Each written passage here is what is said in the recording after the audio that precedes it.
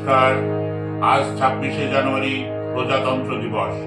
আমরা সুরাঙ্গনের পক্ষ থেকে বীর শহীদদের শ্রদ্ধা জানাই এবং সকলকে শুভেচ্ছা জানাই।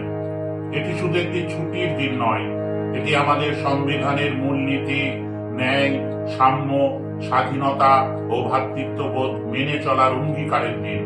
প্রত্যেক ভারতবাসীর হৃদয়ে দেশপ্রেম ও জাতীয়তাবাদের অনুভূতি জাগিয়ে তোলার দিন। ভারতবর্ষ আমাদের জন্মভূমি।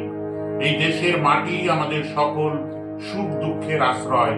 এই দেশের মাটি আমাদের দেহ মন প্রাণের সাথে মিশে আছে। তাই তো 1905 সালে যখন ব্রিটিশরাই বাংলাকে ভাগ করার সিদ্ধান্ত নেয়, ঠিক তখনই রবীন্দ্রনাথের লেখনী শ্রদ্ধা জানায় দেশ মাতৃকাকে। আজও আমাদের সুরে সুর মিলিয়ে বারবার গাইতে মন চাই, ও আমার দেশের মাটি তোমার পরে ঠেকায় মাথা।